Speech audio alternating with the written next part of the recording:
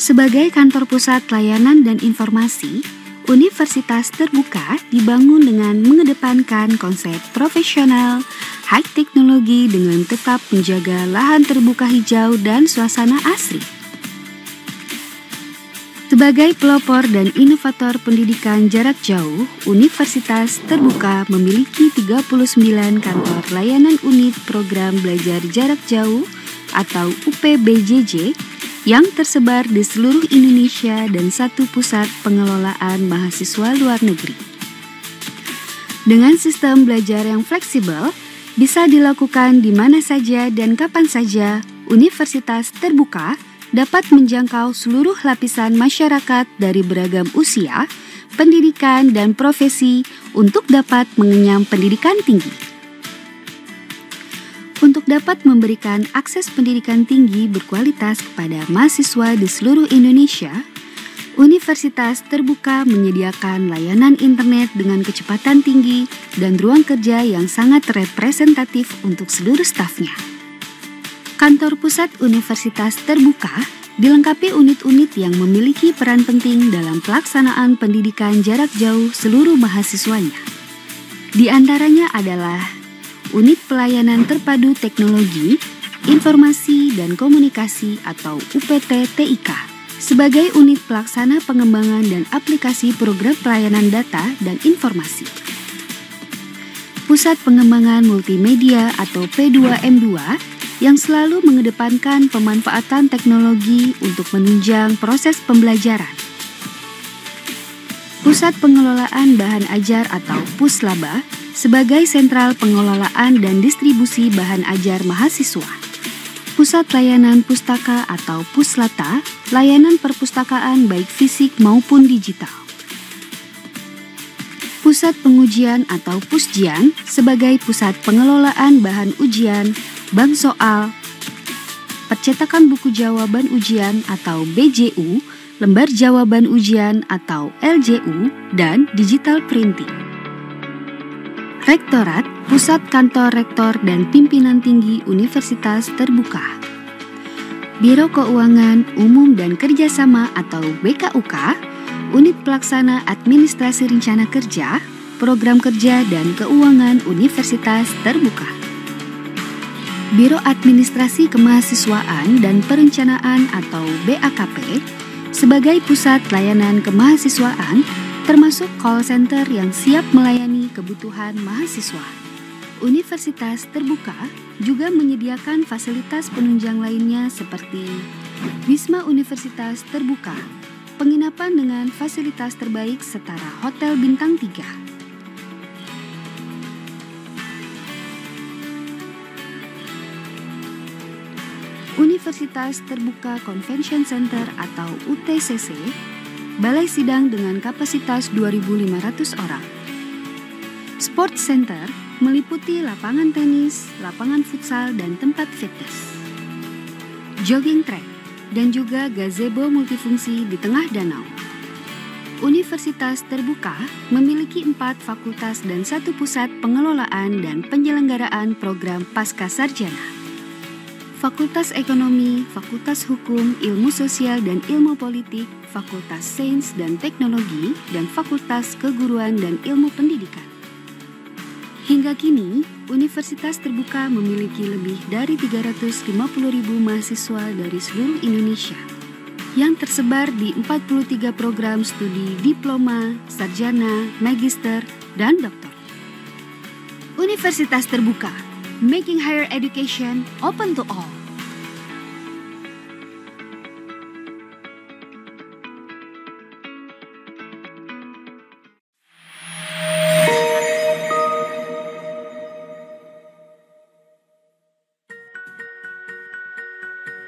Halo kaula muda Indonesia, salam sehat selalu.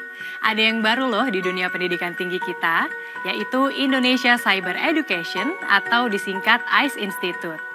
ICE Institute merupakan marketplace mata kuliah daring bersertifikat yang bermutu dan terregistrasi secara nasional.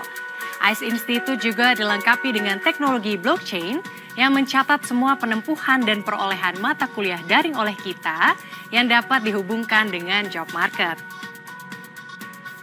ICE Institute hadir dengan tagline Merdeka Belajar untuk Semua.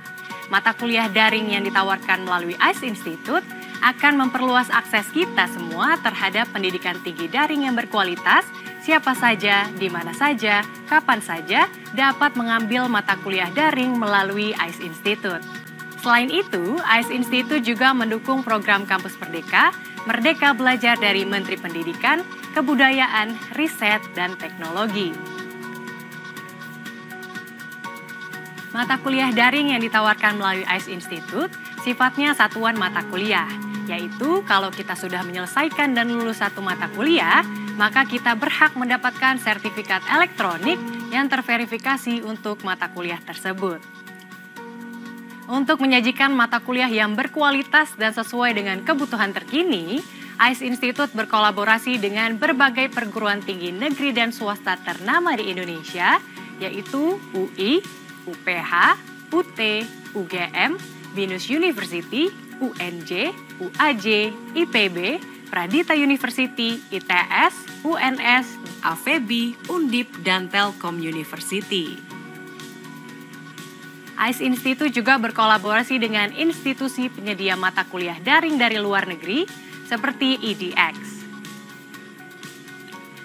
Untuk memperluas jaringan, ICE Institute juga berkolaborasi dengan Rilo US Embassy Jakarta yang menyediakan akses ke berbagai kursus terbuka bahasa Inggris yang dikelola oleh instruktur dari berbagai kampus bereputasi di Amerika Serikat.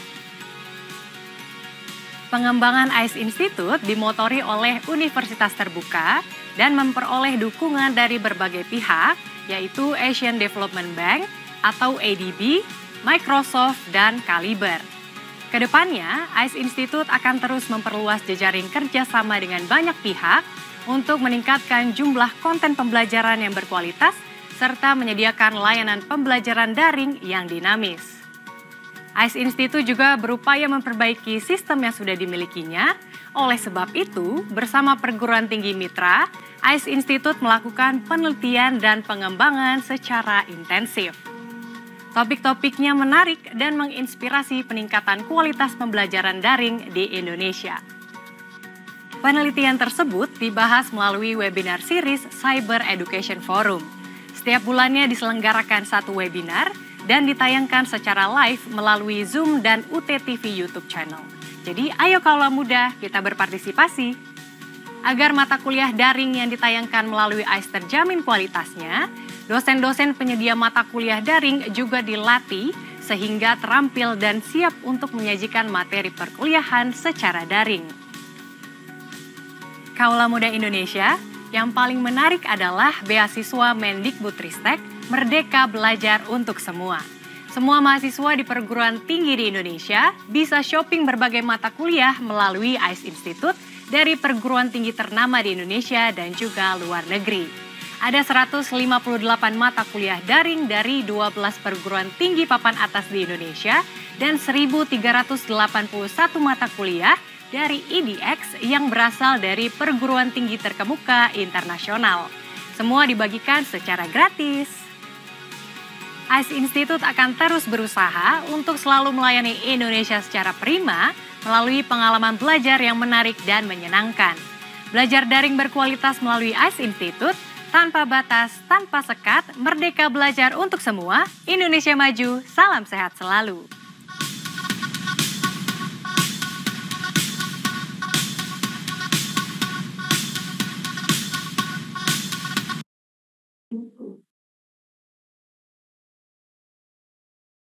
Assalamualaikum warahmatullahi wabarakatuh. Om Swastiastu, Namo Buddhaya, Salam Kebajikan. Good morning from Indonesia. Welcome to the 14th Cyber Education Forum held by Indonesia Cyber Education Institute. I'm Nisrina Triksi Nurimania, and I will be the moderator for today's CEF. Before we begin, I would like to greet the Vice Rector for Institutional Development and Partnership of Universitas Terbuka, Bapak Rahmat Budiman and Hum PhD, the Head of ICE Institute, Professor Paulina Panen, our first speaker, Abdul Haris bin Hassan, MED from University Science Malaysia, and our second speaker, Misukmawati Nurenda, SCMcom from Universitas Diponegoro. I would also like to extend a very warm welcome to all of you CEF participants. Thank you for taking the time to join us today as we talk about our topic that is both interesting and also important for us, which is Smart Chatbot for Education. Ladies and gentlemen, before we start our discussion, please allow me to give some information about the CEF rules. First, the Q&A session will be held after our two speakers finish their presentations. If you have a question, please type it in the Q&A box. Or if you're watching from UT TV YouTube live streaming, please type your question in the comment section. Don't forget to mention your name and where you're from. You may use English or Bahasa Indonesia. Second, at the end of this webinar, the organizing committee will give a feedback form. Please make sure all participants have filled in the form to get an e-certificate.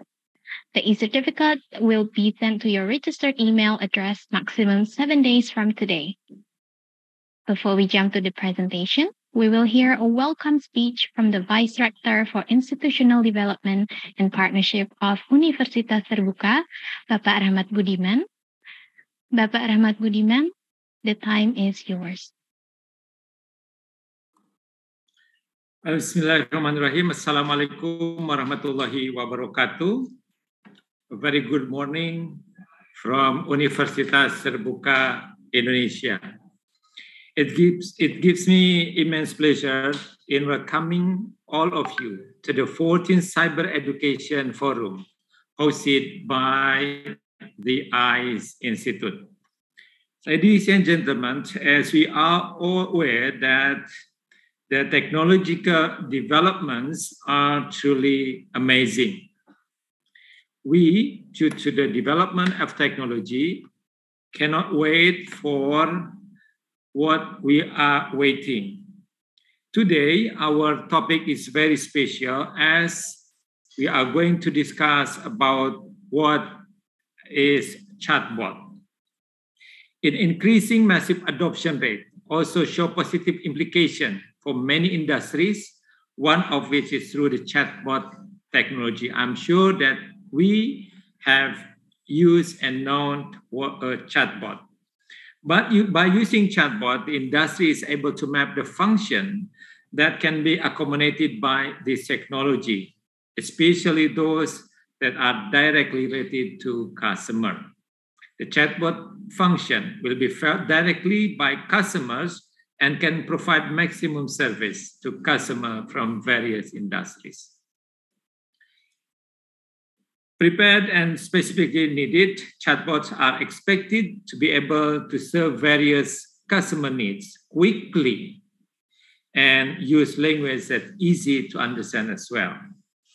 And today, ladies and gentlemen, we will listen to a new breakthrough, the implementation of chatbots in the world of education, which will be delivered by a research person who is great in his field, Mr. Abdul Haris bin Hassan, MED, from the Universitas Science Malaysia, and also Ms. Misukmawati Nurenda, SCMcom, from Universitas Diponegoro, Indonesia. In this occasion, I would like to thank Ms. Paulina Panen, the head of ICE Institute, who hold this webinar monthly, and also to our moderator, Ms. Seksinur Imania, and also the entire committee of the Cyber Education Forum from the ICE Institute for organizing and arranging this webinar. Hopefully, that what we discuss today will be useful and fruitful and can provide a new perspective on technological developments in this field of education. Enjoy this webinar. Take your snack and coffee or drinks. Wassalamualaikum warahmatullahi wabarakatuh. Waalaikumsalam warahmatullahi wabarakatuh. Thank you, Bapak Rahmat, for your warm welcome. Unfortunately, Bapak Rahmat has another important agenda to attend. However, before you leave this webinar, please kindly stay present for a photo session after the video and the opening remarks. Thank you. Ladies and gentlemen, to get closer to the Indonesia Cyber Education Institute, let us watch the following video. Kemajuan ilmu pengetahuan serta pandemi merubah kebiasaan kita dalam menggunakan teknologi dan internet. Hal ini mendorong berdirinya Indonesia Cyber Education Institute yang diresmikan Direktorat Jenderal Pendidikan Tinggi pada tanggal 28 Juli tahun 2021. ICE Institute merupakan lokapasa digital untuk mata kuliah daring berkualitas di Indonesia yang tujuan utamanya adalah memfasilitasi penyediaan pendidikan berkualitas sekaligus menjamin kualitas layanan pembelajaran daring serta mendorong pemerataan kualitas pendidikan di Indonesia. Didukung oleh 14 mitra konsorsium, mata kuliah daring yang disediakan oleh ICE Institute dapat memperluas akses pendidikan berkualitas untuk siapa saja, kapan saja, dan di mana saja dengan beasiswa Merdeka Belajar untuk semua dari Menteri Pendidikan, Kebudayaan, Riset, dan Teknologi. Semua mahasiswa dari berbagai perguruan tinggi bisa memilih mata kuliah dari perguruan tinggi ternama di Indonesia juga luar negeri melalui ice.ac.id. Sebagai contoh, mahasiswa yang terdaftar di Universitas Bina Nusantara dapat mengambil perkuliahan di Universitas Indonesia yang penempuhan mata kuliah serta SKS dan sertifikatnya bisa diakui oleh kampus asal. Sampai saat ini di ice.ac.id ada ratusan mata kuliah daring dan perguruan tinggi papan atas di Indonesia dan ribuan lainnya dari EDX yang berasal dari perguruan tinggi terkemuka internasional. Dengan mengadopsi teknologi blockchain, ICE Institute menghubungkan semua penempuhan mata kuliah dan menghubungkannya dengan job market, sehingga menjadi satu lokapasar pendidikan daring yang terintegrasi. ICE Institute akan selalu berusaha mendorong perubahan dalam peningkatan dan pemerataan kualitas pendidikan Indonesia guna mendukung program Merdeka Belajar untuk semua.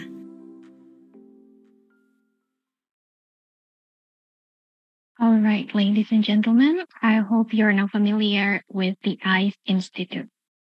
Now, I would like to welcome the head of ICE Institute, Professor Paulina Panen, to deliver the opening remark. Professor Paulina, the time is yours. Thank you, Mbak. Very good morning to all of you. Wassalamualaikum warahmatullahi wabarakatuh. Salam sehat untuk kita semua. Thank you for participating in this webinar. It is already on the 14th of Cyber Education Forum from ICE Institute. Hopefully the webinar series all along have been useful for all of you.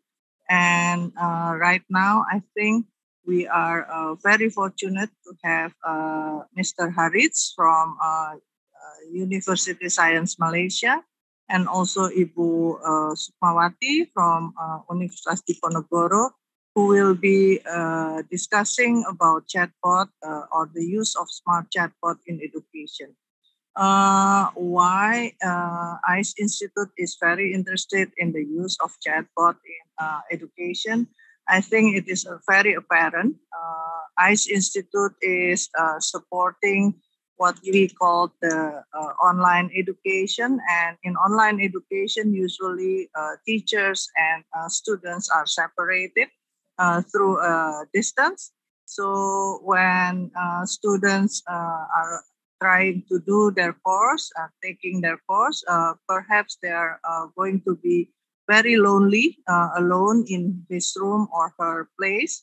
So chatbot will be a good company for all of our students. Chatbot will give a kind of friendly welcome in the course, and also chatting facilities with the students so that they won't be lonely. This is one of the aspect I believe which is very important for online education that we need to attend to. Chatbot itself is being developed by the use of artificial intelligence, and we notice that right now chatbot has been everywhere, and it's supposed to be in our courses as well. So, ladies and gentlemen, I believe the sharing by Mr. Haritz and also Ibu Sukmawati will be very useful for us to see how artificial intelligence is being used in education as in the form of chatbot, and also how chatbot can be effective in accompanying our students to learn and how to motivate the students to learn by using chatbot. I believe this is very important for all of us, not only for ICE Institute. Ladies and gentlemen, I think that is all coming from me. I hope this seminar will be able to give highlight and enlighten your horizon in terms of the use of technology in education, and hopefully it will goes well. Thanks to all the committee, thanks to all the participants to participate in this webinar. Once again, thank you and have a very pleasant seminar. Wassalamualaikum warahmatullahi wabarakatuh. Waalaikumsalam warahmatullahi wabarakatuh. Thank you, Professor Paulina, for the quick informative introduction on our topic today. All right, ladies and gentlemen, unfortunately, Professor Paulina also has another important agenda to attend. So before Mr. Rahmat and Professor Paulina leave the room, I would like to invite everyone for a group photo session. Please turn on your camera and we will take a picture together.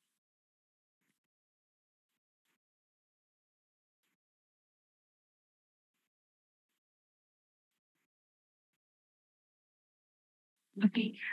Okay. 1, 2, 3. Next slide. Okay.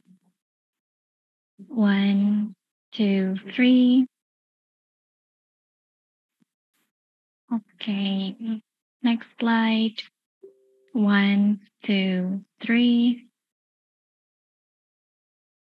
Okay. Last slide. 1, 2, 3.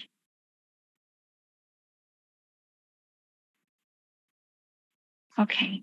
All right. Thank you very much, Bapak Rahmat, Professor Paulina, Mr. Abdul Haris bin Hasan, Misukmawati Nurenda, and to all of the participants. Thank you very much once again, Bapak Rahmat and Professor Paulina, for the warm welcome and also the quick introduction. You may leave this webinar.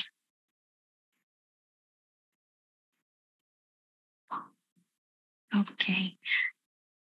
Right, ladies and gentlemen, we have now reached our main agenda.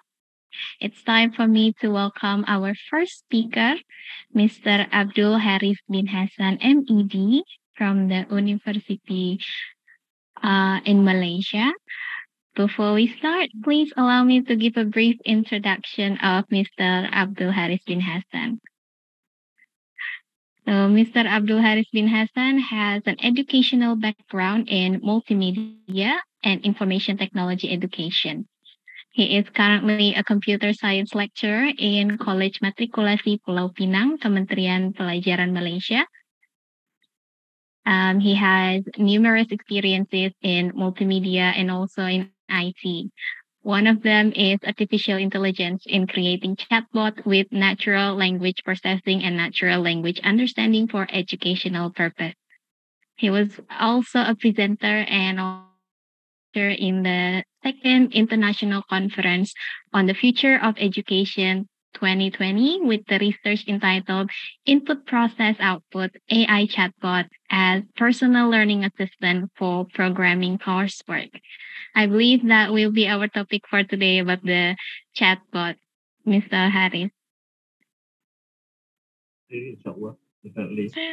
Yeah, okay, ladies and gentlemen, without any further ado, please welcome Mr. Abdul Haris bin Hasan. You will have 20 minutes for your presentation. Mr. Abdul Haris, the time is yours. Okay, Assalamualaikum warahmatullahi wabarakatuh. A very good morning to all participants. Thank you, our lovely moderator. Thank you, Mr. Rahmat Budiman, Rector, and Professor Paulina Panen, Head of ICE Institute, to giving me opportunity to talk in this webinar. So,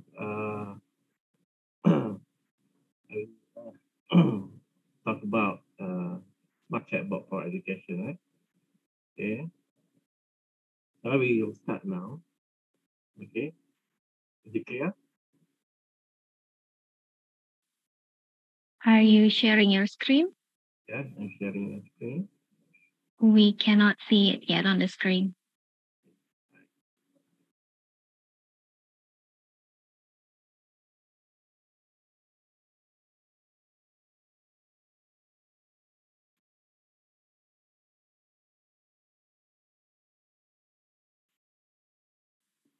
Okay, we can see your presentation clear on the screen now. Thank you.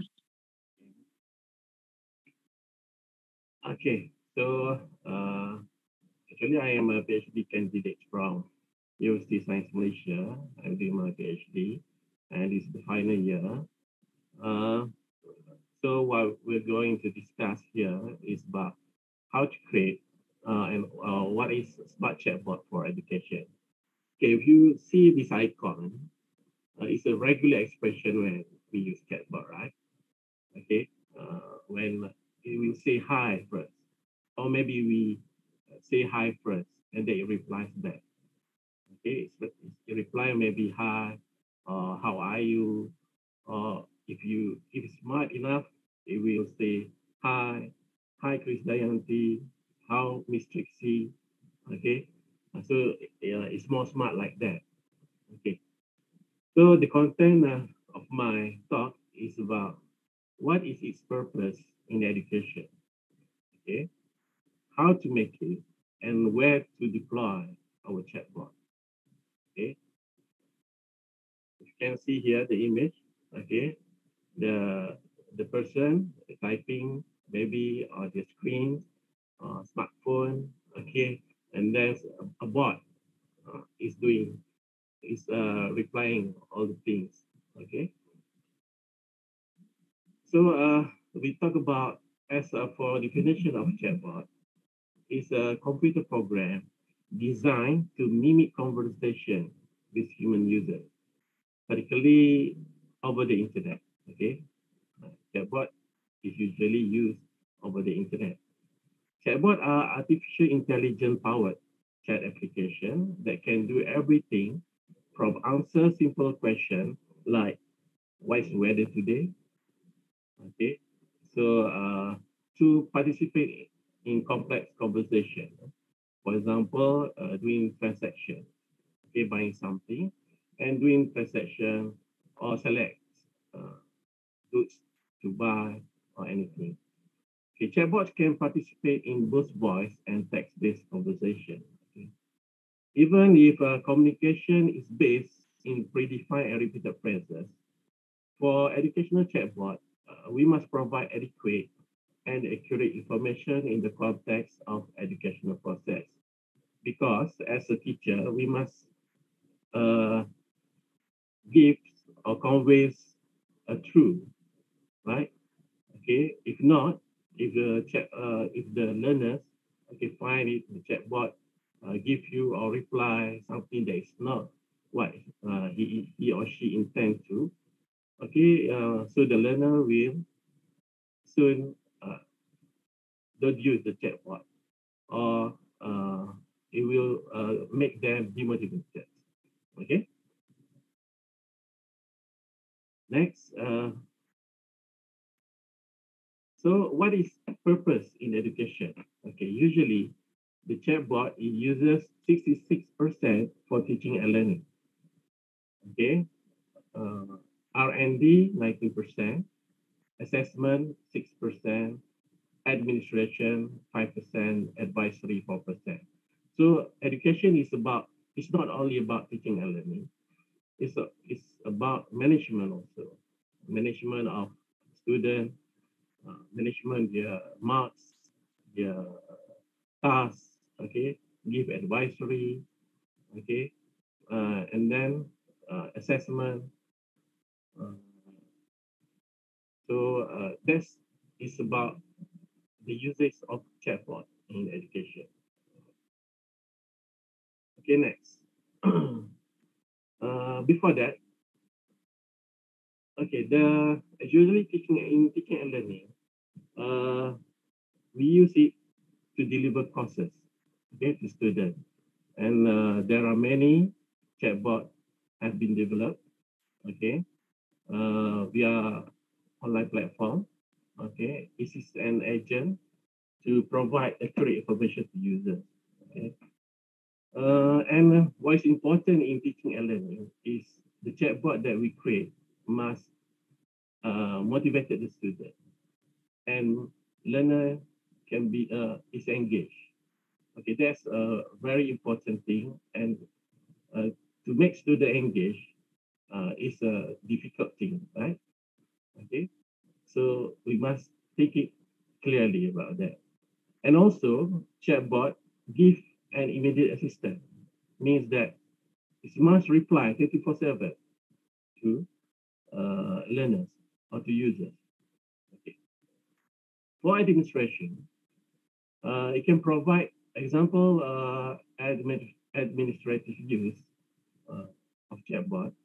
This is support for maybe for orientation, for recruitment or retention of the student.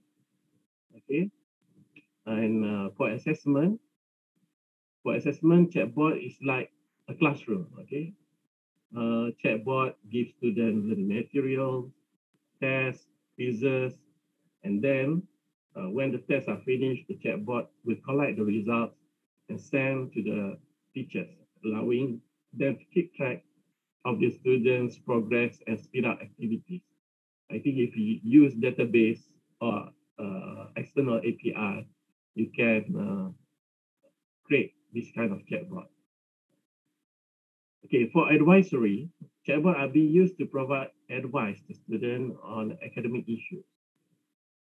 So thereby it's helping the student make vital decisions on their program or activities, okay, on the student activities, right?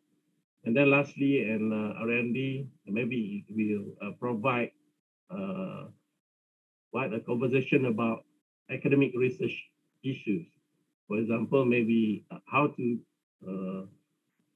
make analysis, how to do t-tests, okay, how to do ANOVA, okay, anything about R&D.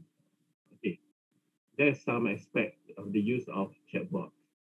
Okay, next slide. Okay, this is the technical aspect, is how to make it a smart chatbot. Okay, so the chatbot is consists of, if you can see here, this is the structure diagram of chatbot concept. Okay, so this is chatbot. Okay, if you look here, chatbot. Okay, and then how we use chatbot. First, we give question, right? Okay, so the question we call it as intent. Okay, intent. Kalau in Indonesia we call it hajat, hajat.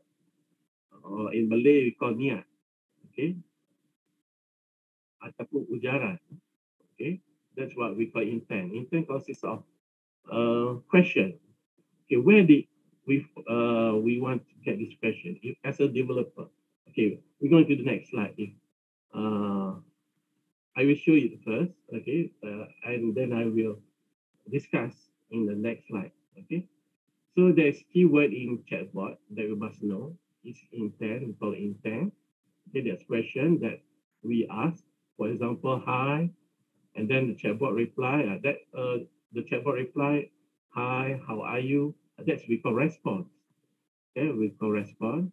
And the context is a dialogue structure. For example, if what is the weather? So the context is about weather. So the weather, like it's humid, okay, it's raining. So that's the vocabulary that we use. So we call it entity. Okay, each intent has parameter. Okay, a parameter. Okay, so let's go to the next slide. Okay, we have to see it clearer. Okay, so this is a dialogue flow that I use the framework to create a chatbot. There are many frameworks. Okay, so this is one of the best. Okay, there's also Landbot that you can use. Okay, dialogue flow is much of a rule-based architecture. Okay, that we use. There is two more architecture that is used. There are, we call it retrieval-based model and generative-based model, generative model. Okay, so, but for education, I think rule-based have many advantages to use. Rule-based model architecture. Okay, so by using dialogue flow, I've used the rule-based model. Okay, for example, this IPO chatbot that I use, that I present in conference before in 2020. Okay, I used to make this chatbot. Okay, it is about solving problem question. Okay, and analysis of input, process, and output. Okay, in programming. Okay, so in programming, we have problems that uses sequence structure, selection structure, and looping structure.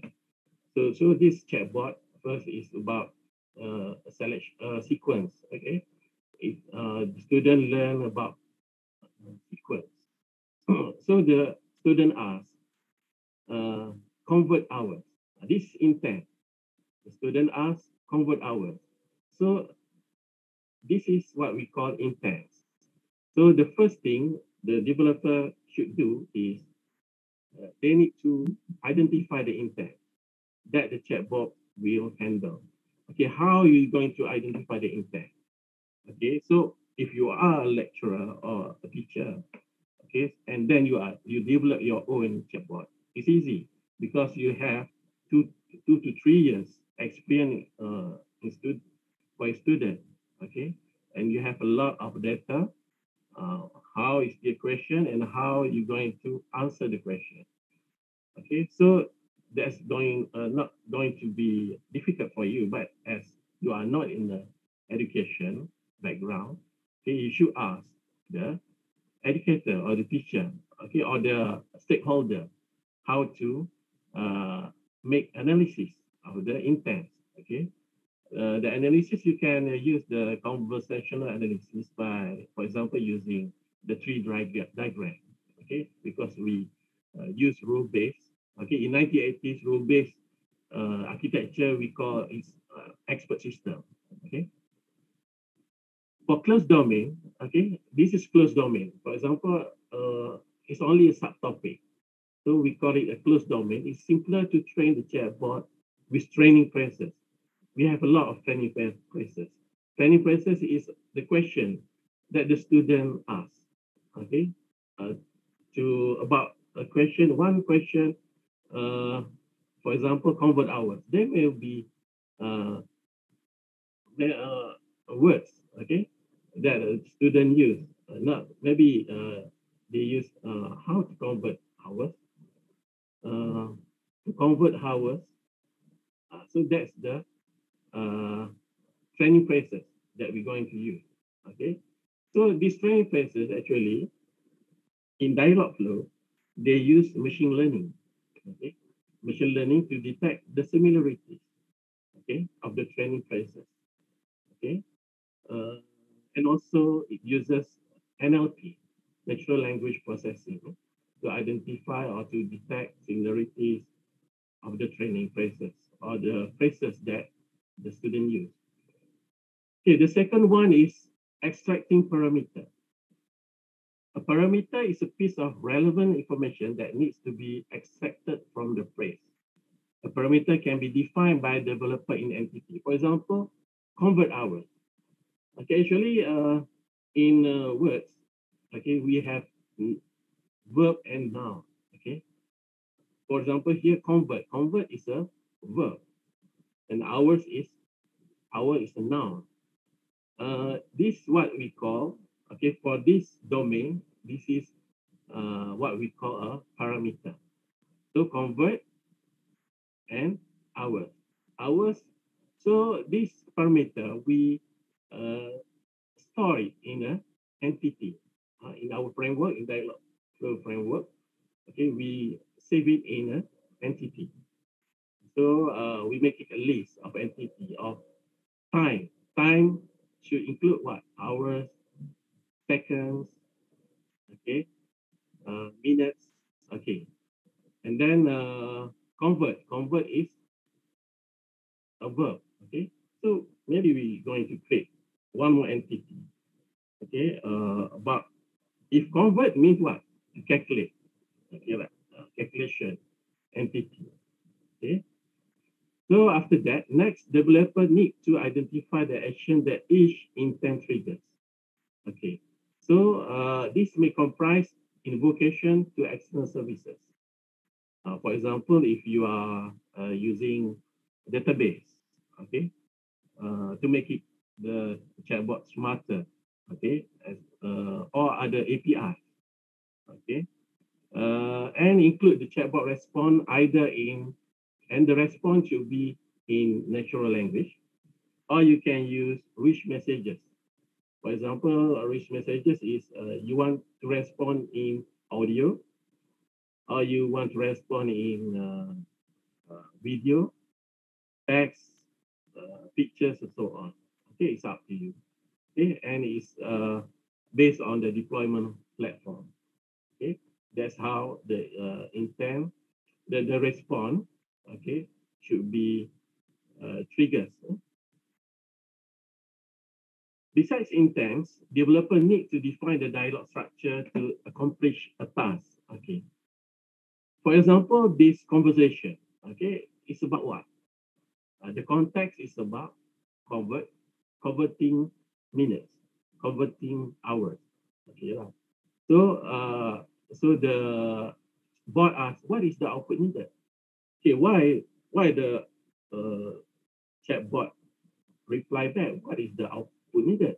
Because if you see here, convert hours is a word, it's not complete word. Meaning convert hours to what?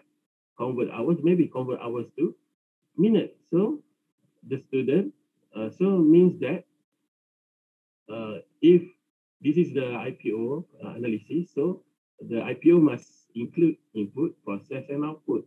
So the the chatbot identify that this word is not complete, and it should be the word. The complete word must must include input, process, and output. So here is ours is the input, right? And then the output is not known, so it will ask back the student, what is the output needed? Okay, so the student, let's say the student know, okay, or the student think about that a little while, and then it reply minutes.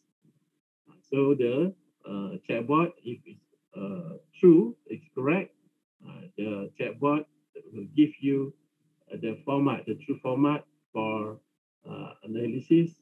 The input is hour, process is to convert hour to minute, and the output is minutes. And then it asks back. Okay, so it will it's like we mimic the conversation with human.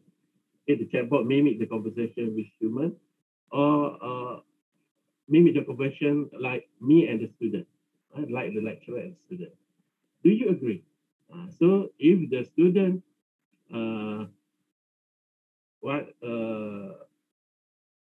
give agreement, so it will say yes.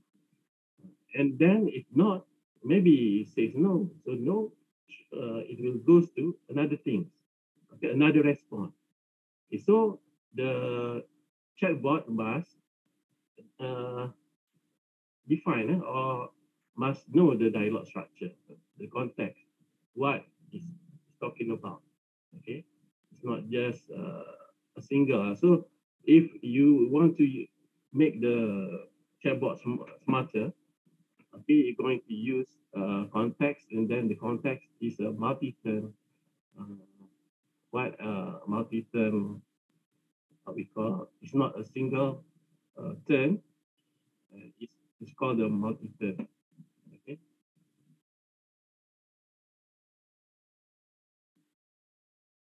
So that's about the how we're going to create the chatbot. And lastly is where to deploy. Okay, for practical users, okay, teachers usually use when communicating with their students. They use, for example, WhatsApp, right? Okay, it's also Telegram, okay, Messenger, Slack, or Line. Okay, but for Dialogflow, there's no WhatsApp. So they use this for, okay, social services and others. Okay, but that's this four is the popular among students. Okay.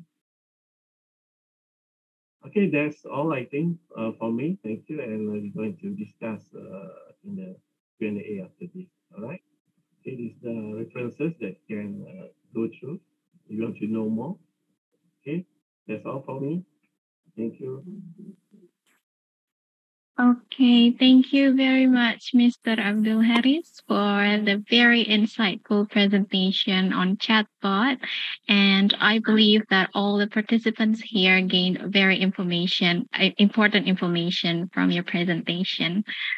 So before we go on to the next speaker, please let me highlight just a little bit from your presentation. So you mentioned that Chatbot is an artificial intelligence that application designed to mimic conversation, and it is widely used in numerous aspects of educational fields, such as teaching and learning, R&D, and also assessment and administration. And also an important point on chatbot you mentioned is that chatbot needs to engage the students and also helping the students with their education process. On the other hand, you also went in depth on the dialogue flow or the process on developing a chatbot. Okay, so once again, thank you very much, Mr. Harris, for the presentation. It was a pleasure to have you with us today. Please kindly remain present as we would have the Q&A session later after the second speaker. Okay, so for the participants, if you have any question for Mr. Harris, please type it in the chat box or in the comment section. You may use English or Bahasa Indonesia. Now, let's continue to the second session of the presentation, which will be delivered by Misukmawati Nurenda, SCMcom from Universitas Diponegoro. She will deliver her presentation in Bahasa Indonesia. Is that correct, Ms. Sukmawati? Yes. Iya, Mbak. Suara saya dengar, Mbak? Iya, terdengar dengan jelas, Ibu. Okay. Baik, before we start, please allow me to give a brief introduction of Ms. Sukmawati. Okay, so, Ms. Sukmawati Nurenda has an educational background in computer science and is currently an assistant professor in Universitas Diponegoro. She has various researches and experiences in technology, internet, and artificial intelligence. Her research in 2001 were related closely to computer and intelligence. One of them is intelligent computer-aided diagnosis untuk memprediksi jenis penyakit kanker kulit berdasarkan citra dermatoskopik menggunakan metode deep learning. Also in 2022, she did a research on smart chatbot for education sebagai alat bantu belajar mandiri.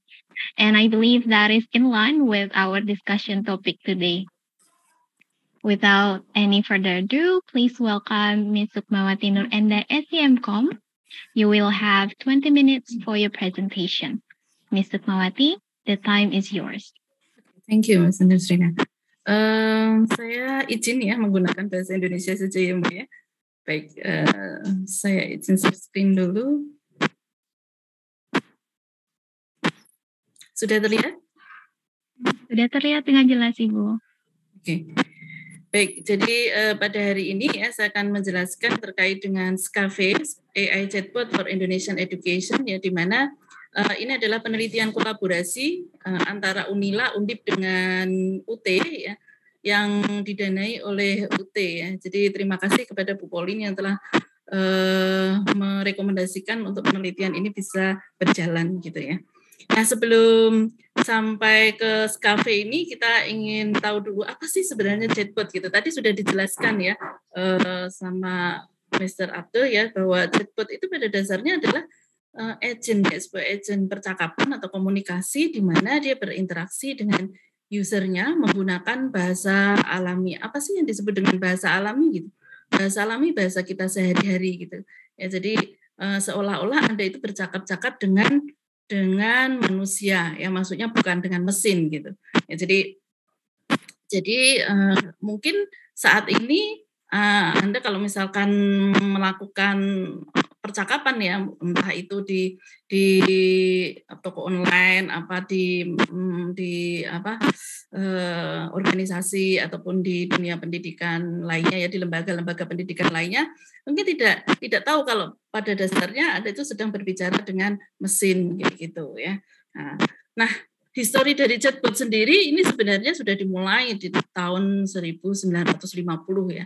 Jadi Alan Turing waktu itu membuat sebuah program komputer di mana dia bisa mempunyai kemampuan untuk melakukan percakapan seperti layaknya manusia gitu. Jadi nanti diuji dengan seorang evaluator ataupun integrator yang di mana dia disuruh menebak gitu. Kira-kira ini percakapan ini dilakukan oleh manusia atau mesin. Kalau misalkan tebakannya salah ya berarti justru berarti mesinnya tadi yang dibuat tadi itu sudah berhasil mengelabui integratornya tadi atau sudah sesuai bahwa percakapannya tadi itu tuh seolah-olah layaknya memang kayak manusia pada umumnya ya. Nah, kemudian tahun 66 itu ada chatbot terapis gitu ya, Elisa ya. Jadi itu didevelop dari peneliti MIT ya. Jadi ini membantu dokter dalam melakukan analisa terhadap penderita yang penderita di bidang kejiwaan gitu. Kemudian ada tahun 72 itu, kalau tadi Elisa itu adalah dokternya, kalau Perry itu adalah pasiennya gitu, dan seterusnya ya, perkembangannya sangat luar biasa ya. Ada Siri, ada Alexa ya, Google Assistant ya, dan yang di tahun 2022 ini adalah eranya chatbot ya, di mana hampir beberapa perusahaan ataupun industri ataupun lembaga-lembaga lainnya yaitu menggunakan chatbot, karena chatbot ini mempunyai banyak keuntungan gitu ya bagi mereka.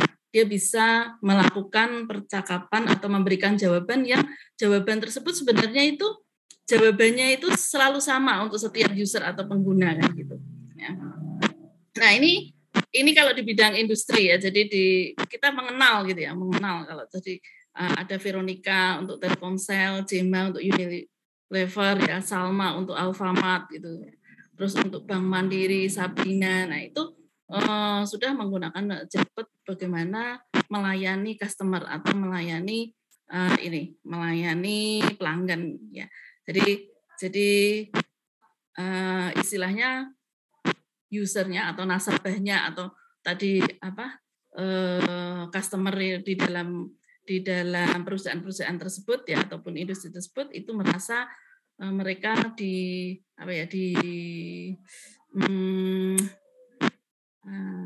mereka merasa ini enjoy gitu dalam melakukan percakapan. Misalnya nanya produknya, nah itu ya. Nah itu secara cepat gitu ya bisa memberikan jawabannya seperti itu. Nah pada dasarnya chatbot itu didasarkan pada sistem operasionalnya itu ada pattern matching ya. Pattern matching itu seperti apa? Nah, pattern matching itu begini. Jadi kalau misalkan tadi itu ada pertanyaan, itu ada keyword tertentu, ya. Keyword tertentu yang kita set ya.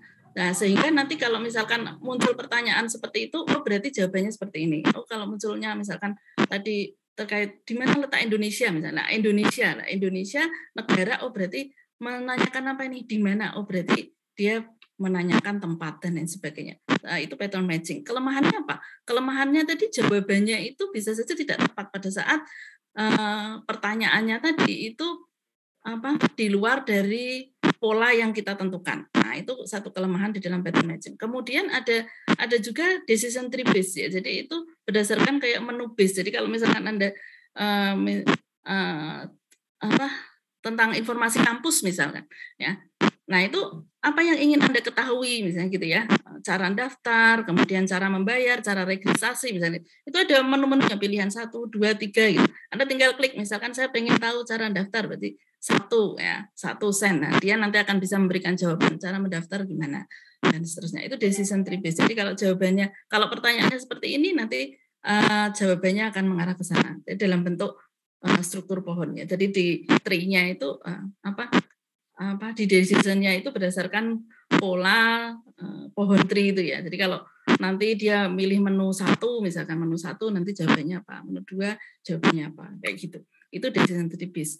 Nah, yang ketiga, tipe yang ketiga ini adalah kontekstual. Ini yang sedang kita kembangkan tadi ya. Ini berdasarkan AI dengan menggunakan berbagai algoritma machine learning. Sebenarnya apa yang kita tanyakan ya, itu langsung akan diproses. Jadi pemrosesannya kurang lebih seperti ini ya. Di mana detail dari proses menjawabnya ini sebenarnya tergantung dari algoritma atau metode yang kita pakai. Jadi ini tidak sesederhana ini gitu ya. Tadi dijelaskan sama Mr. Abdul tadi ya. Jadi di situ juga luar biasa langkah-langkah yang ada kan gitu. Nah, ini juga sama sebenarnya tidak sesederhana yang terlihat di sini, tapi konsepnya ya secara umum dari user itu memang bisa, dari inputnya itu bisa dalam bentuk teks, bisa juga dalam bentuk speech gitu. Nanti kalau dalam bentuk speech itu harus dikonversi terlebih dahulu. Speech to text ya, nanti dia baru kita proses teks processing-nya ya, kemudian kita punya dataset ya, datasetnya itu bisa berupa dokumen-dokumen yang ada ataupun pertanyaan jawaban dari kontekstual atau dari apa yang kita bicarakan tadi ya, baru kita ambil pemrosesannya dan bisa memberikan respon. Ini yang terkait dengan kontekstual, dan di sini itu orang akan lebih merasa lebih merasa enjoy. Jadi seolah-olah memang kita berbicara kayak dengan manusia biasa gitu ya. Maksudnya tidak berbicara seolah-olah dengan mesin gitu, dengan bot. Harapannya seperti itu gitu. Nah, implementasinya tadi juga sudah dijelaskan ya, dan kita ini fokusnya ke education ya. Walaupun chatbot tadi sebenarnya sudah diimplementasikan di berbagai hal. Ya, jadi ada layanan kesehatan, banking, marketing, finance, dan lain sebagainya. Ya. Nah, yang akan kita bicarakan di sini adalah di bidang pendidikan. Ya. Apa sih kalau di bidang pendidikan? Tadi beberapa sudah disampaikan ya. Nah, ini saya akan memberikan contoh yang benar-benar real, maksudnya ada di Indonesia gitu ya. Misalkan contohnya schedule reminder untuk dosen. Jadi dosen diberitahukan kira-kira jadwalnya apa saja gitu ya. Kemudian kalau misalkan dosennya pengen nanya, ini saya ada jadwal bimbingan enggak gitu. Oh, ada jadwal sidang enggak, ada jadwal ngajar enggak misalnya gitu. Oke, nanti dia akan bisa memberikan chatbotnya itu memberikan jadwal buat dosen tersebut ya. Kemudian ada KRS-an ya, KRS untuk student, misalkan mahasiswanya pengen tahu, saya ingin melakukan KRS gitu ya, kartu rencana studi itu ya. Nah, itu apa nih mata kuliah yang ditawarkan di semester ini? Chatbotnya bisa memberi jawaban kayak gitu. Kampus terkait dengan informasi kampus. Jadi dari informasi kampus ini bisa saja misalkan tadi cara bayar, cara daftar gitu ya. Terus bagaimana kita mau melakukan atau mengetahui nih program-program studi apa sih yang ada di dalam kampus tersebut. Nah, itu juga bisa di-handle oleh chatbot ya. Kemudian kalau misalkan ada mau voting terkait dengan pemilihan ketua HM, pemilihan ketua misalkan BEM gitu ya. Nah, itu kan kita bisa juga dengan menggunakan chatbot itu tadi ya. Kita lakukan voting. Ini mohon mahasiswa bisa melakukan voting ini gitu. Ya, jadi nanti secara otomatis gitu. Jadi tidak manual lagi ya. Nah, kemudian ada tutor tadi ya, misalkan tutoring kita bisa juga misalnya cara praktik kalau melakukan praktikum A misalkan, itu gimana sih langkah kerjanya gitu, atau alat dan bahannya seperti apa. Nah, itu bisa dihandle oleh si chatbot juga ya. Jadi dalam dunia pendidikan itu masih banyak lagi tadi yang sudah disampaikan juga oleh speaker yang pertama. Ya, nah, ini adalah contohnya ya, Anda bisa lihat di linear.ai ya. Jadi contohnya misalkan tadi dikatakan ini mau ada pemilihan ketua BEM gitu ya. Ya, saya ingin berpartisipasi nih, yang mana yang Anda mau pilih misalnya gitu ya. Nah, dipilih nanti tinggal kita pilih, kemudian kalau kita ingin tahu bagaimana visi misinya ya. Nah, itu bisa dilihat diklik aja gitu ya. Nah, kemudian ada juga misalkan tadi yang mau ngajar tadi ya, jadwal saya ngajarnya seperti apa misalnya gitu. Nah, ini bisa dihandle juga oleh si chatbot. Nah, itu adalah contoh-contoh terkait dalam bidang dunia pendidikan ya. Jadi di sini bisa membantu proses pendidikan yang ada yang berjalan saat ini. Apalagi kalau misalkan ini ya, kalau misalkan pas pandemi gitu ya, itu juga bisa digunakan untuk proses belajar mahasiswa. Ini yang sedang kita kembangkan sebenarnya ya. Jadi SCAFE Smart Chatbot for Education yang kita kembangkan dalam penelitian ini sebenarnya membantu mahasiswa untuk bisa belajar secara mandiri ya. Belajar mandiri mengenai materi-materi kuliah ya. Dan di sini kami menggunakan rule based sama machine learning ya. Machine learning yang kami gunakan itu adalah dengan menggunakan jaringan saraf tiruan ya, NN dan juga vector space model ya. Tapi ini tadi penelitian ini baru berjalan beberapa bulan, jadi masih on progress ya. Jadi finalnya kita memang belum selesai gitu ya. Dan itu masih banyak yang harus kami lakukan ya terkait dengan unjuk kerja di performanya gitu ya. Secara umum ya, jadi chatbot yang kami bangun ini ya, itu sebenarnya ada beberapa materi kuliah gitu ya. Ini mungkin bisa saya perlihatkan gambarannya gitu ya. Jadi gambarannya kurang lebih seperti ini. Ya, jadi nanti akan ada beberapa mata kuliah yang ada, misalkan ada mata kuliah data science, evaluasi pembelajaran. Ini saat ini yang kami sedang kembangkan itu adalah mata kuliah yang mewakili masing-masing dari penelitian kolaborasi dari berbagai universitas yang ada. Jadi karena kami itu kolaborasi tadi dari Undip, UT, dan Unila ya, jadi ini masing-masing mata kuliah itu. Nah, kenapa kita bedakan gitu ya? Jadi untuk sementara ini memang kami masih bedakan karena kalau misalkan bicara tentang evaluasi gitu, evaluasi di data science dengan evaluasi di teknologi dan aplikasi mobile itu pasti akan ada perbedaannya kan gitu. Ya, jadi bukan di ini ya, misalkan di evaluasi pembelajaran ya, maaf ya, tadi misalkan di evaluasi pembelajaran itu mungkin akan berbeda. Jadi untuk sementara kita masih per item ya. Jadi dari sini ini masih dalam bentuk menu base gitu ya. 1, 2, 3 kita pilih satu misalnya. Dari satu itu terus akhirnya yaitu tadi merujuk ke dalam dataset yang ada di dalam data science. Nah, dari data science Anda tinggal mau nanyakan apa saja. Nah, itu bisa dengan menggunakan bahasa percakapan sehari-hari. User interface-nya ini juga kita masih kembangkan lagi ya, sehingga di dalam user interface-nya ini akan dibuat sedemikian sehingga seolah-olah itu Anda nanti tidak akan berbicara dengan sebuah mesin gitu. Jadi nanti diharapkan seperti bercakap-cakap dengan temannya gitu. Ya. Nah, ini yang masih on progress tadi ya.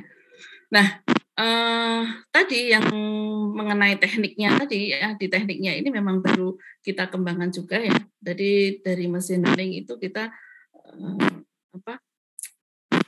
terkait dengan teknik yang digunakan, kita memang ini ya kan menggunakan pemrosesan bahasa alam ya, di NLP itu ada beberapa metode ya. Jadi dari tadi yang saya bilang ada jaringan saraf tiruan, ada vector space model. Nah, itu bagaimana supaya nanti itu bisa dikombin sehingga bisa mendapatkan jawaban terbaik dari pertanyaan yang ada. Nah, itu tadi masih on progress. Jadi memang belum bisa saya katakan 100% untuk berhasil menunjukkan kinerjanya. Tapi gambarannya ini kemarin kita sudah buat di waktu di Jogja ya. Jadi kemarin kita sudah sempat FGD di sana. Jadi di sana itu kami sudah berprogres sehingga sampai yang saya tunjukkan sekarang. Mungkin di dalam chatbot itu ya tantangannya itu gini ya, semakin banyak data yang kita bisa masukkan itu sebenarnya semakin pandai chatbot kita itu ya. Jadi dia akan semakin bisa melakukan atau memberikan gitu ya, jawaban yang tepat gitu dari hasil yang ada dari berdasarkan data set yang ada gitu ya. Nah, tapi memang ada kelemahannya. Jadi kelemahannya pada saat waktu komputasinya itu mungkin akan bisa saja lama gitu. Jadi kayak kemarin kita masih bagaimana bisa mengurangi kos komputasi supaya tadi bisa direspon dengan cepat gitu. Karena kalau misalkan menanyakan terus kemudian menjawabnya itu juga lama ya, pastinya aplikasi tadi menjadi unuseful kan gitu ya. Jadi tidak akan dimanfaatkan untuk lebih lanjut ya. Misalkan kita harus menunggu sampai 2 menit, itu kan sudah cukup lama. Jadi harapannya nanti Scafe ini juga akan bisa membantu mahasiswa ya, khususnya itu belajar mandiri begitu. Ya, itu mungkin presentasi dari saya, Mbak Nisrinya. Saya kembalikan lagi. Baik, Ibu Sukmawati, terima kasih. Thank you very much for the amazing presentation, Ibu Sukmawati. If I might highlight briefly before we move on, you have mentioned that the chatbot today has actually come a long way before from the 1950, and there are also a lot of implementations of educational chatbot, such as a tool to provide information about the schedule, reminder, tutoring, campus information, and many more. In addition, one development on progress that is Smart Chatbot for Education, or SCAFE, that you mentioned earlier. It uses hybrid technique to help students learn the course material independently. However, the use of chatbot has also faced challenges, such as the data use and the computing power. For participants, if you have any question for Ibu Sukmawati, please type it on the chat box or in the comment section, because we are finally reaching our long-awaited Q&A session. Therefore, I would like to invite Mr. Harris for the Q&A session.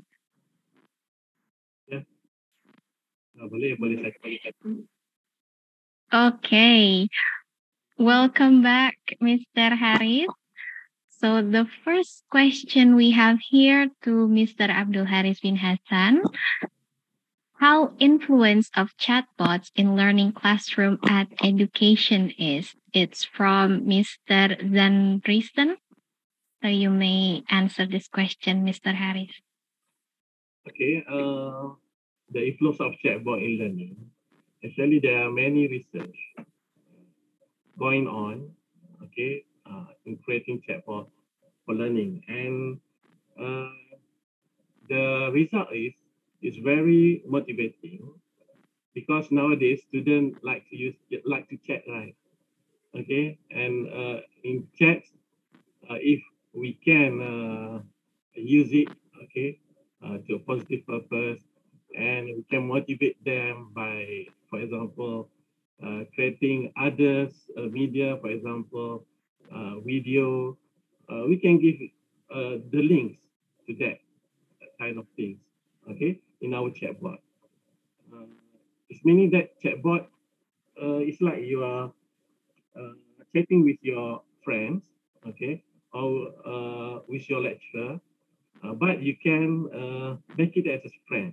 That's the advantage, and because students maybe they are not feel maybe they feel shame if they want to ask directly to the teacher or the lecturer.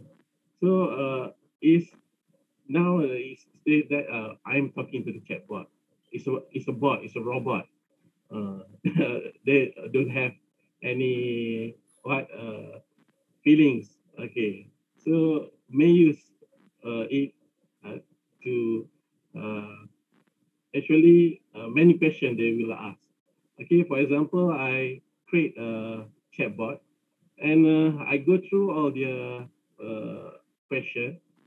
It's not about sometimes it's not about the courses, and it's about other things. Maybe how are you? Okay, are you happy? Okay,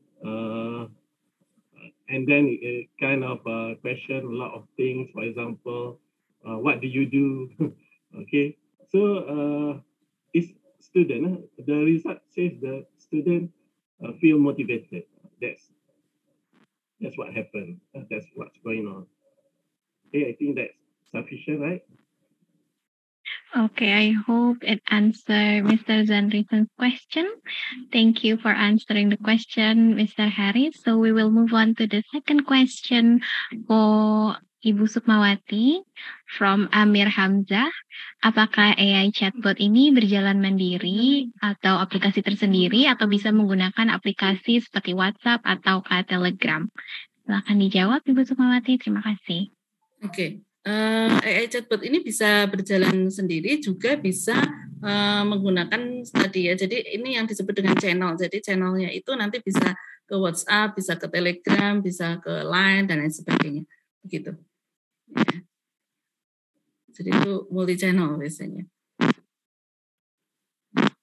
Baik, thank you for answering the question. So we will move on to the third question. The committee, please put the question up on the screen.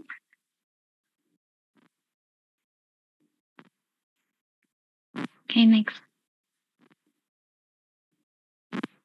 Please wait as we will put the question up.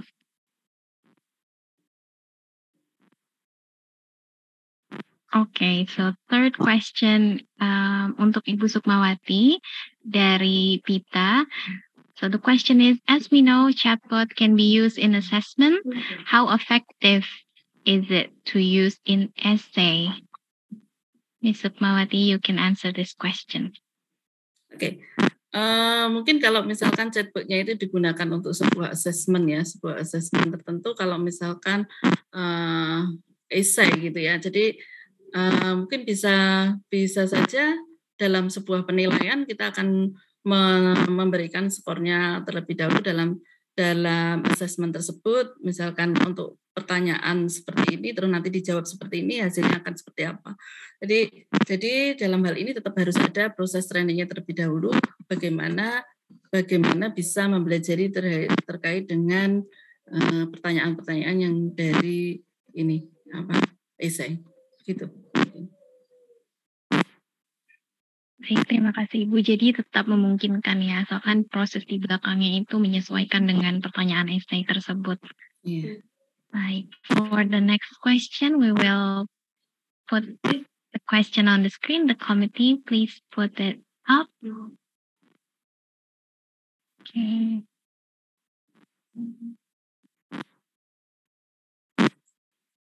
Okay, next question is for Mr. Harris from Kresno. The question is, due to the presence of cyber education, what is the solution so that the occurrence of educational cyber technology spreads to remote villages in Indonesia? You may answer this question, Mr. Harris. Okay. So if you want to spread it to remote villages, so the village for nowadays is technology. So and then cyber education is online. It's about online, right? Online learning. So the internet infrastructure must be okay, right? and it must be like 4G or 5G because there's a lot of videos, right? Okay, a lot of conference, okay, webinar. So the infrastructure is one of the most important thing. Okay, so I think every country they should have their plan or strategy to expand the internet.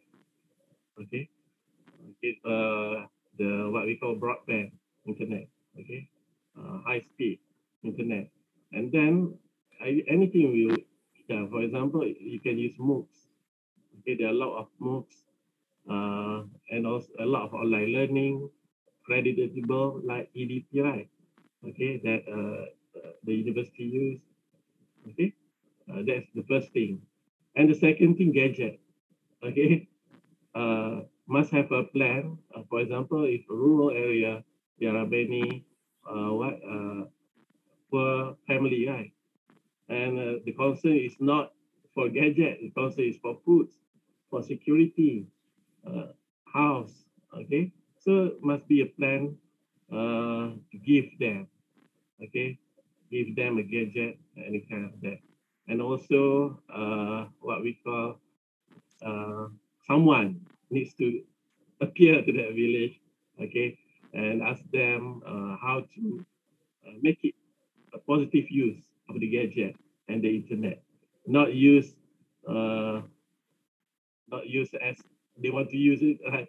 So if we get that, we're going to do a TikTok. Okay, we maybe it's negative use. Okay, so must have someone to go to the village and ask them what is the advantage of using that. Okay. Okay, thank you, Mr. Harris. So I think that in order to have the chatbots to enter villages in Indonesia, we have to make sure that they have internet access, they have to have access to the gadgets, and also have someone to monitor the use of the gadget to be used wisely. Yes. Yeah. Okay, thank you, Mr. Harris. Now we will move on to the second question for both of our speakers. From Mr. Joko Raharjo, the question is to interpret questions. Does it need a kind of dictionary? Can chatbot analyze if the same sentence but more than one, like a paraphrase?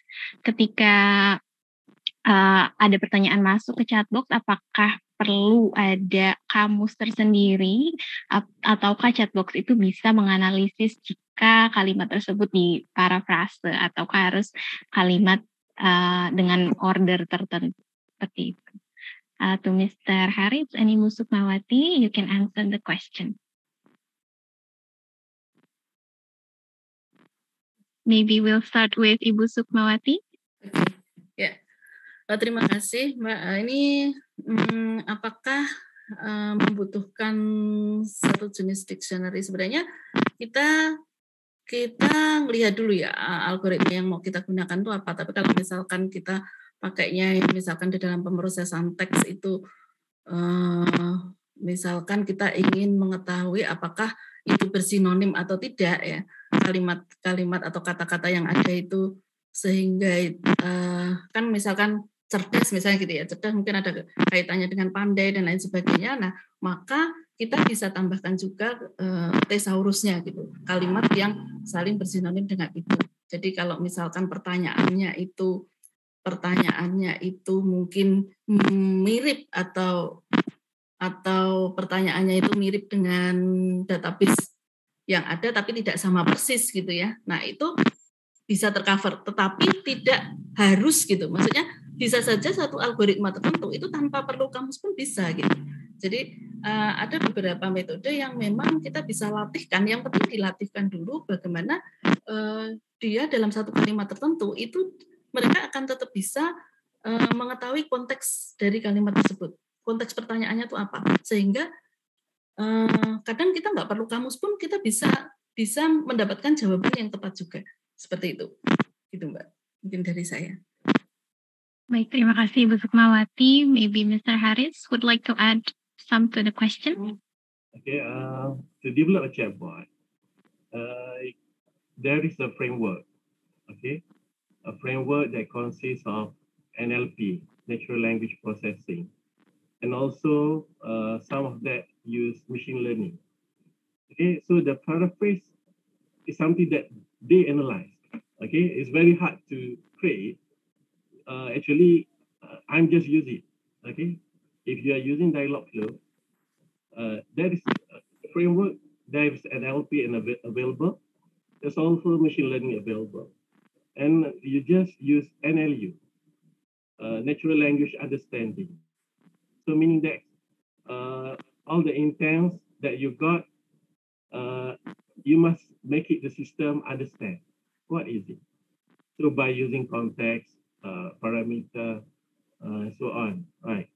So actually, that's one thing in, if you see an application for that, you can see like a Quillbot paraphrasing tool, okay?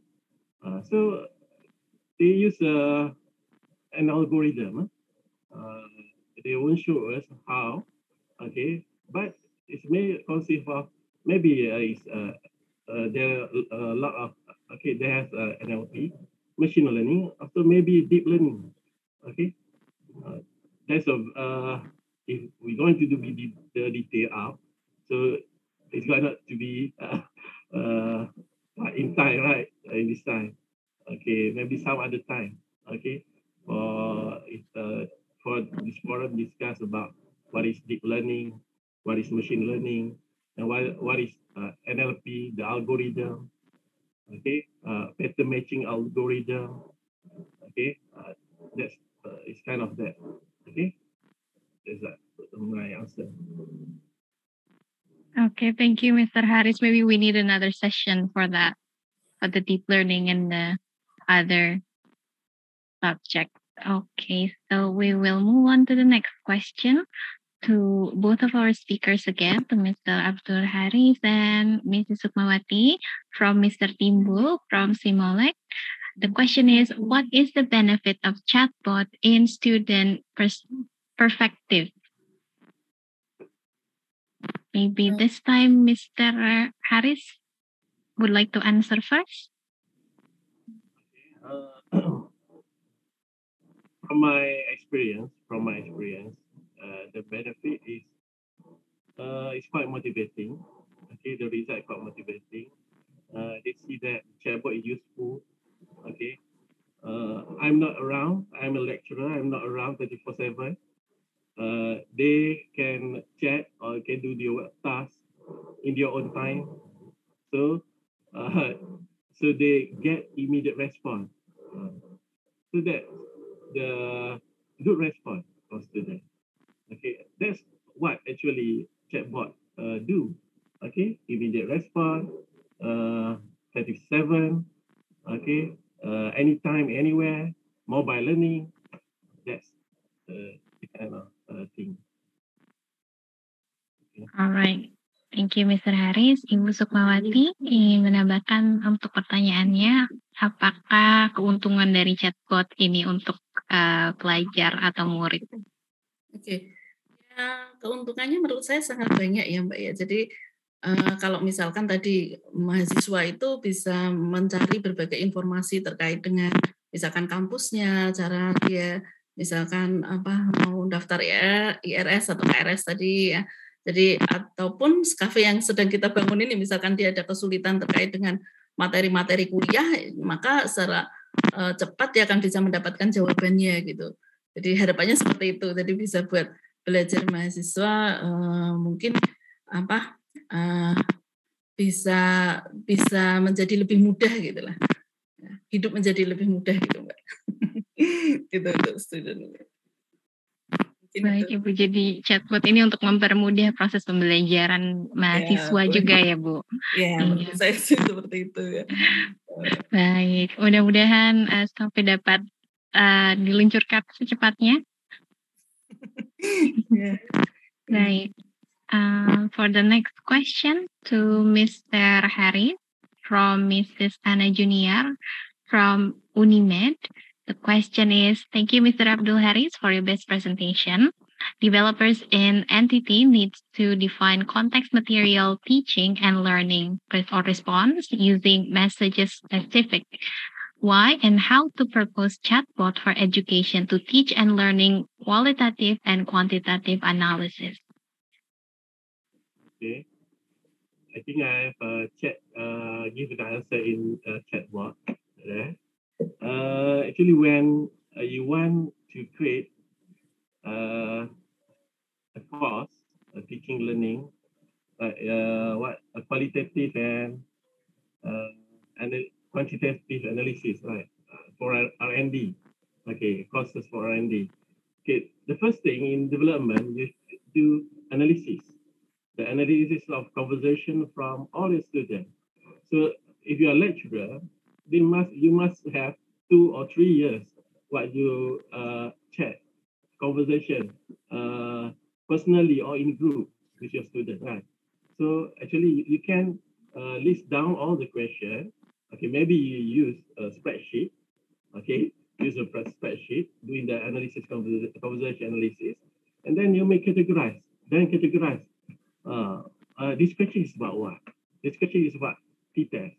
So how the student asks about the t-test. The context is about t-test, or the context is about ANOVA. The context is about qualitative. What means of qualitative? So you put in, you categorize it. So once you categorize, then after that, you create a tree diagram. For example, using tree diagram method. Okay, how you should reply that. Okay, so then if you don't want to create your own, you can give that analysis to the developer. That's simple. Okay, but if you want to create on your own, so you can use whatever framework online. Okay, there's we've got Dialogflow, we have Landbot, Chatfuel, anything. Okay, that's my answer to that. Okay, I hope it answered the question. So thank you very much for your answer, Mr. Haris. We will move on to the last question for Ibu Sukmawati dari Bapak Rudi Restu. Pertanyaannya adalah, di dunia sekarang ini yang punya chatbot tercanggih di negara mana? Apakah Indonesia punya satu data untuk chatbotnya? Oke, terima kasih ya. Pertanyaannya, kalau ditanyakan chatbot tercanggih di negara mana, karena masing-masing chatbot ini punya ini ya, punya apa istilahnya tujuan atau apa punya satu satu tas tertentu gitu. Jadi kalau misalkan dikatakan yang tercanggih dalam bidang apa nih kan gitu, tercanggih dalam bidang yang mana gitu. Karena masing-masing tadi punya tas masing-masing, dan di situ pun semacam kalau tadi misalkan ada Alexa, ada Siri, ada dan lain sebagainya. Nah itu kira-kira apakah canggihnya dalam bidang seperti itu atau enggak? Nah itu kembali lagi ke pertanyaannya gitu ya, maksudnya canggih seperti apa yang dimaksud gitu, dan ada di negara mana itu yang ya tadi kembali ke kalau misalkan kita pengen seperti Google Assistant saja gitu ya, masing-masing itu masih ada, kalau menurut saya, jadi ada plus dan minusnya, ada kelebihan dan kelemahannya. Ya memang ada yang dari misalkan kayak kemarin itu ada dari Cina, dari Taiwan dan lain sebagainya. Nah gitu, itu sudah bisa melakukan berbagai hal ya. Chatbotnya itu semacam kayak jadi teman kita gitu. Maksudnya bisa main game, buat main game dan lain sebagainya kayak gitu. Nah kalau tadi dikatakan yang paling canggih yang mana, ya itu saya juga belum tahu ya, artinya tasnya tadi tergantung dari apanya gitu yang mau kita arahkan gitu. Kemudian apakah Indonesia punya satu data untuk chatbotnya? Ini saya terus terang saya juga nggak tahu Mbak. Jadi saya juga belum tahu Pak Rudi nih apakah Indonesia punya itu. Nah ini belum tahu. Kita menggunakan datanya aja, kita kemarin juga pakai data dari data kita sendiri gitu. Itu. Baik, terima kasih atas jawabannya Ibu Sukmawati. Sure, you can. Tapi dalam bahasa Melayu lah kan. Okey. Silakan. Sebenarnya saya banyak juga belajar daripada YouTuber Indonesia tentang chatbot. Okay, jadi maksudnya di Indonesia ramai yang pandai buat. And then saya tengok ada satu company yang hebat jugalah yang buat chatbot ni. Cuma saya tak pasti, tapi dari segi literature review banyak daripada Indonesia berbanding daripada Malaysia. Itu satu kelebihan yang ada lah. Dan saya rasa di Indonesia lagi popular penggunaan chatbot ni. Okay, saya tambahkan lagi Mbak ya. Jadi di Indonesia ini sebenarnya ada beberapa perusahaan yang mempermudah kita ya. Sebenarnya kita bisa juga menggunakan chatbot tanpa kita sebagai seorang programmer gitu. Maksudnya kita bisa bikin chatbot sendiri kayak gitu. Nah, itu ada beberapa perusahaan di Indonesia yang mempermudah kita kalau kita pengen punya, misalkan saya punya usaha gitu ya, punya usaha atau mungkin saya sebagai dosen sendiri, sebagai mandiri, kita pengen bikin chatbot sendiri. Nah, itu sebenarnya bisa dari perusahaan-perusahaan itu tinggal menyediakan template-nya, kita tinggal masukin knowledge-nya gitu di dalam situ. Nah, gitu. Itu pinter tidaknya si chatbot tadi, yaitu tadi kemampuannya itu tinggal waktu kita masukinnya dia itu seperti apa. Semakin banyak data yang dilatih tadi, semakin pintar chatbot kita itu. Kurang lebih mungkin itu tambahannya dari saya yang terkait di Indonesia. Jadi ya bahkan di Kominfo kemarin kita kan ada itu ya, ada pelatihannya ya yang untuk pembuatan chatbot untuk non programmer gitu. Jadi diharapkan masyarakat Indonesia ini bisa gitu memanfaatkan itu misalkan untuk usahanya. Mungkin itu Mbak. Baik, terima kasih Misukmawati and Mr. Haris. So we have reached the end of the Q&A session as we answer the last question. Okay, so thank you very much for our two amazing speakers for answering the questions and of course for the great presentations. Please kindly remain present as we would like to give a certificate as an appreciation from the CEF committee. The certificate will be delivered by Mr. Ramdan Kurniawan. So therefore, I would like to invite Mr. Ramdan Kurniawan to deliver an appreciation certificate to our two speakers.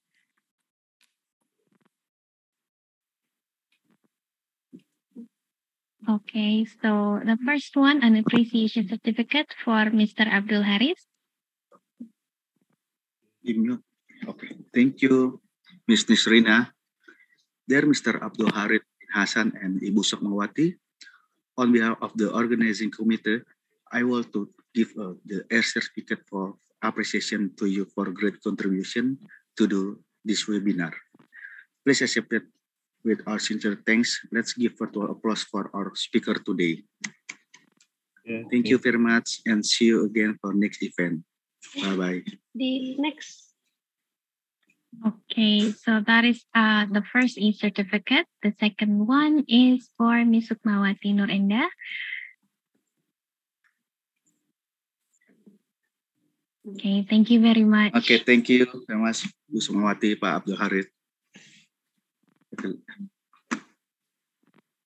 Okay, so thank you very much for your time today to both of our amazing speakers. So, ladies and gentlemen, we have now reached the end of our agenda today. Once again, I would like to thank all of our speakers, Mr. Abdul Haris bin Hasan from Universitas Malaysia and Ibu Misukmawati Nurenda from Universitas Diponegoro. Please give a round of applause once again for our amazing speakers. Thank you. Okay. Thank you very much to both of our speakers for the very insightful discussions today. For the participants, I would also like to remind you all to fill in the evaluation form. Please make sure that all the information you fill in is accurate. Okay. If you want to reread the material of today's presentation, you can find the resource link in the chat box.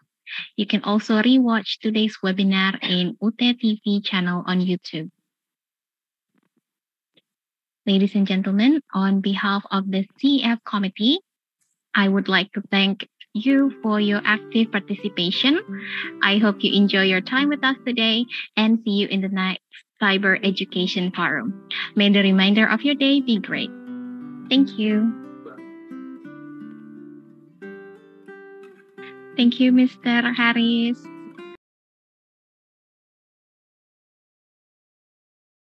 And have a good day.